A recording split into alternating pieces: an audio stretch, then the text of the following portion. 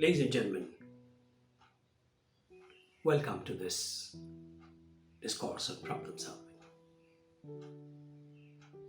We are into episode 7.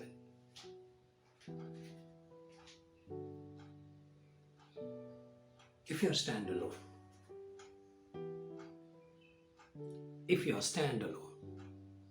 you are greeted wherever you go. If you're standalone, you are greeted. But when it comes to problems, if you are standalone, you are hated. If you're standalone, you are hated.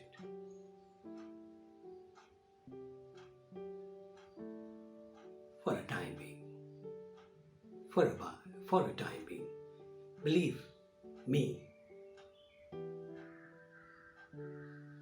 that was exaggeration.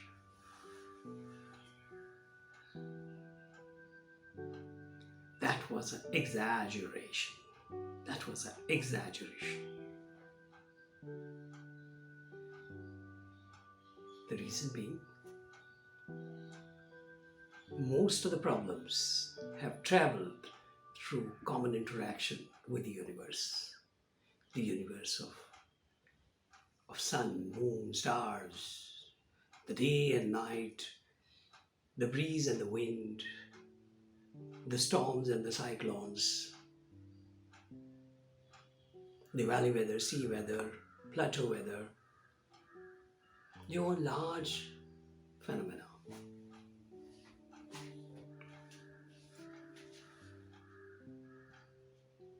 Most of the problems are bound to be beginning there.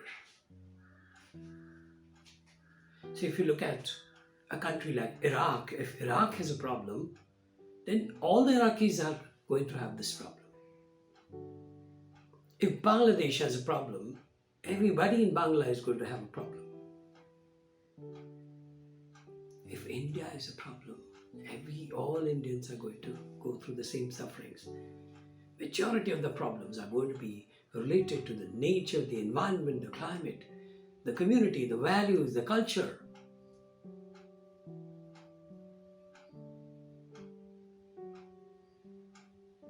So on and so forth. But if you are standalone, you are hated. There must be some truth in that too. Otherwise, I wouldn't have said that. There's definitely some truth in that. If you are standalone, you are greeted. If you are standalone with a problem, you are hated. And would you believe me? That there is more hatred? There is more hatred that you get from yourself than what you get from others.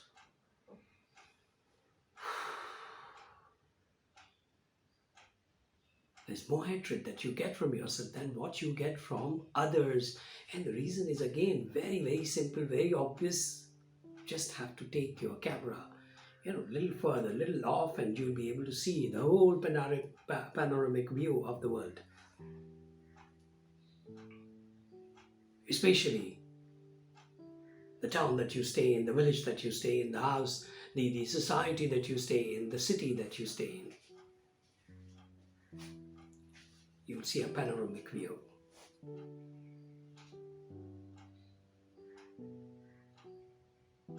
You don't have to wait much to understand what I'm saying.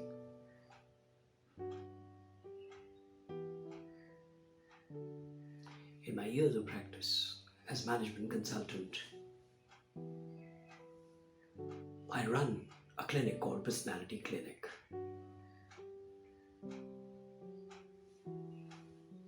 I run an institution called Gurukool. In my years of interaction with people,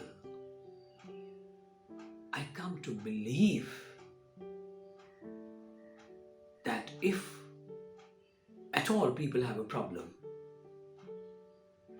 their comfort zone is higher when they enjoy a state of privacy.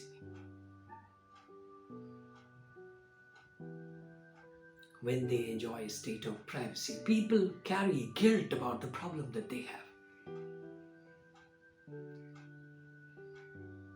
People carry guilt about the problem they have. It's only when we have reached numbers and a very large number in problems that people care to talk about it more respectively. Diabetes, for example, or heart issues, for example, or obesity, for example, they are in numbers, so you're bound to feel every other person, every one among the five, having this problem. So you're not very, you don't feel guilty, you don't feel awkward, you don't feel lost sharing this problem. But medical problems, most of which are not going to be, our own creations, unless they are related to sleep habits, or they're related to vices, they're related to food habits.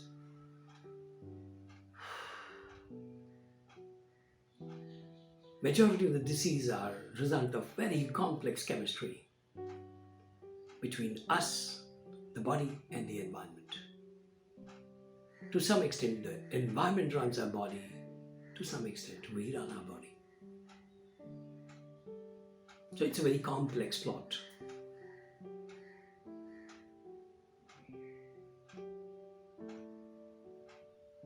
We feel a certain level of guilt even when we have a medical issue.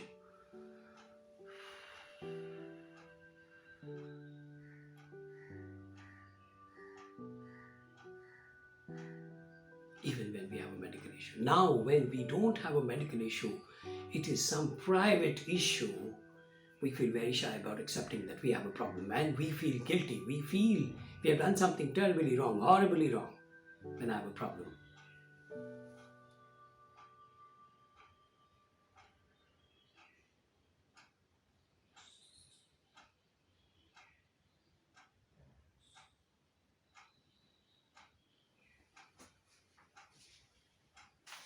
Everybody is routinely embarrassed about the fact that they have a problem. So imagine a doctor enters a train which has got, lilting, moments, and everybody is very happy and everybody is having a dream journey, and he appears and he says, "Hey, I'm a doctor and I offer free services. I offer free services. Could I please talk to any of you if you have a problem? Could I talk to any of you if you have a problem? I offer free solutions." People are going to be very nervy. First and foremost, they might feel, "Oh gosh, I was having a ride, a glorious ride into the dream. A beautiful train and beautiful people, all happy, all expecting a great time, great holidays.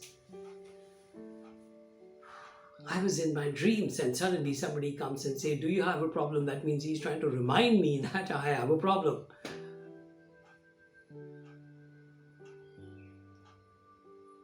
That's our small thinking. That's our small thinking. Maybe the doctor has been specially hired by an agency, an NGO, a charitable organization, who tells patients, "Look, the place where you are going, you'll have a certain kind of water, certain kind of food, certain kind of oil,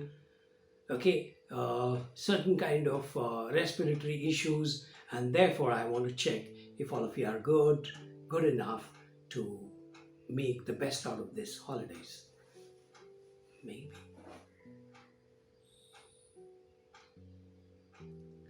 But the moment doctor shows his back to you, he's jolly good. He's in jolly good mood because he doesn't see any problem with people around. So he's jolly well happy. That's a doctor's holiday.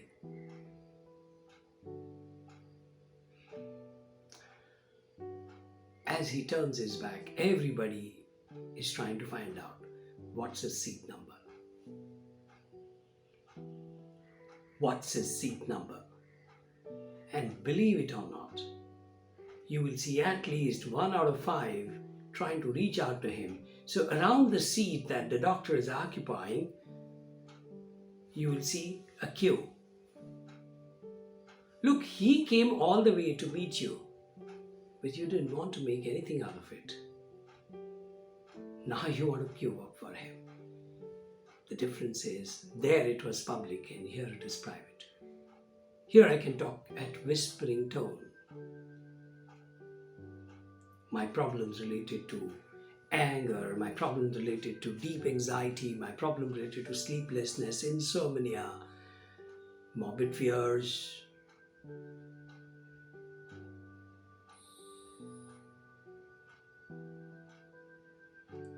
my problems related to self-killing tendencies, my problems related to murderous attitude in me, and I don't care who is in front of me, etc., etc., etc.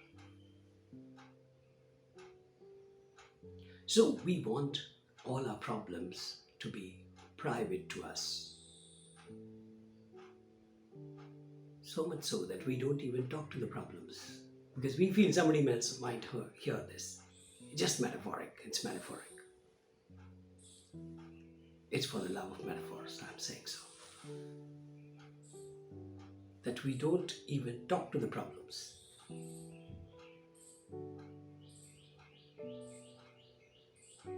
If the landlord comes to pick up his rentals, then the best way is to talk to landlord, isn't it? We can't offer him a seat and vanish somewhere else in our house. It's his house. He knows every nook and corner of the house. Actually, you have no place to hide, but you still tend to do it. That's your first choice.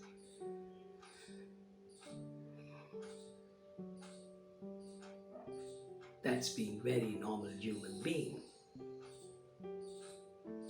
We love our problems in privacy, and we want the privacy to be maintained at all cost. The bigger problem is letting somebody know that I have a problem. Poor. Very poor. The bigger problem is, how do I say that I have a problem? So there is that psychedelic, there is that psychic halo that surrounds the problem. So we need to break that halo and go no further than this. Everybody has a problem. Didn't I say? They're all characteristic of the kind of work you're doing, the kind of person you are. They're all characterized by that. Nature characterizes that. Your weather characterizes that. All of us have problems. So we are in uniform. Now the problem is, like, my name is not yours, your name is not mine, and Sheila is not Leila, and Anita is not Margarita.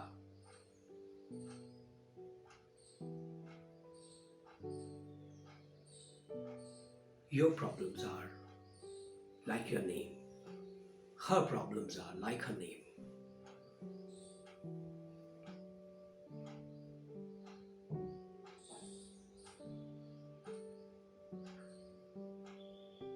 The god of a bowler running into a batsman is the stump. Ideally, you would like to break the stumps. And the god of the batsman is the boundary line. When he touches the boundary line, he has reached God. When this man darting in hits the stumps, he has met his God. Problems are like this. But he has a problem. The batsman too has a problem. Imagine at the end of the day, he's played his innings and he's off his gloves and pads and he comes back to field. Here's another set of problems. Now he's questioned, why did you drop the ball? Why didn't you not pick that ball keenly? Why was your throw waylaid? Everybody at any given point of time, anybody living life of substance, life of value is in problems. So here I offer a seat for you. You have a problem, but you are still in majority. You are not in minority. So all the hatred that surrounded you for being in problems should go. Thank you very much, ladies and gentlemen. Here I sign off for this episode with a wish. Come to problem solving. Come to life.